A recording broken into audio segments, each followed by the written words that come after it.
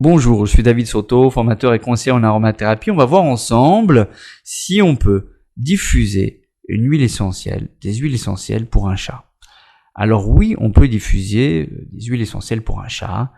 Les animaux de compagnie, chiens et chats par exemple, peuvent très bien bénéficier des bienfaits de l'aromathérapie. Pour peu bien sûr qu'on y fasse attention. Il faut vraiment avoir une formation pour quand même diffuser des huiles essentielles avec un chat, pour un chat. Faut savoir qu'il y a toute une famille biochimique qui est déconseillée pour le chat, c'est les huiles essentielles à phénol. De toute façon, on ne peut pas les diffuser parce que même pour les humains, elles sont irritantes des voies respiratoires puisqu'elles sont dermocaustiques, donc on ne va pas les utiliser. Elles sont hépatotoxiques chez l'humain et encore plus chez le chat qui ne peut pas les dégrader. Donc voilà, il y a plein d'huiles essentielles qu'on ne peut pas utiliser chez le chat. Pour une diffusion, on va pouvoir utiliser quand même une lavande vraie par exemple, ou un ylang-ylang totom. Le chat aime bien cette huile essentielle, l'ylang-ylang totom, qui est vraiment une huile essentielle qui va le détendre, limiter le stress. On peut utiliser de la lavande vraie si on trouve aussi que l'ylang totom est un peu fort. Donc on va diffuser dans un bol d'eau chaude à 50 degrés. Pourquoi le bol d'eau chaude à 50 degrés ? Parce que ça met suffisamment de temps, pas longtemps pour refroidir, donc ça va pas saturer la pièce en huile essentielle, en molécules aromatiques. Il faut faire attention au chat qui est très sensible à l'odorat. Il a un odorat plus développé que nous, du moins qu'il y a un seuil où il va être débordé beaucoup plus rapidement que nous, il va détecter et être débordé beaucoup plus rapidement que nous.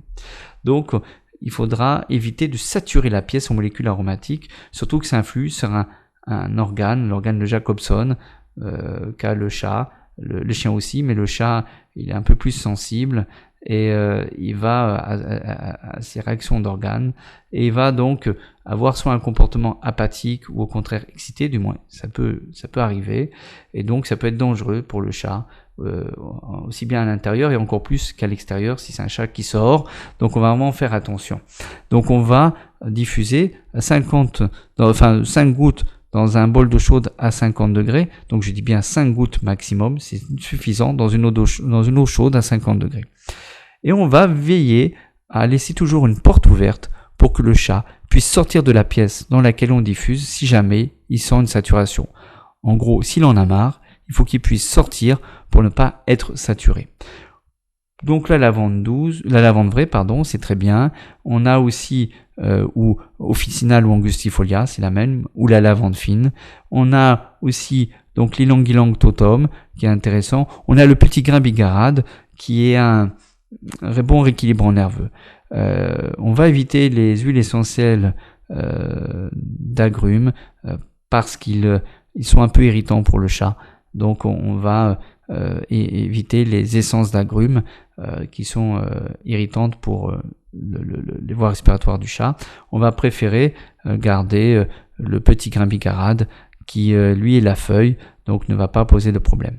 Donc voilà, déjà on a 3 huiles essentielles qui sont potentiellement diffusables pour un chat, mais si vous voulez approfondir la chose, ce que je vous conseille fortement pour pouvoir agir en toute sécurité, je vous conseille d'aller sur le site de mon partenaire, le site de formation en ligne qui est l'Ornizen, pour lequel j'ai écrit plusieurs formations en aromathérapie humaine, mais aussi pour les chats et pour les chiens.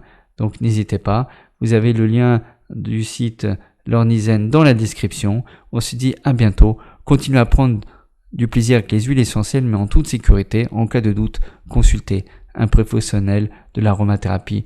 On se dit à bientôt.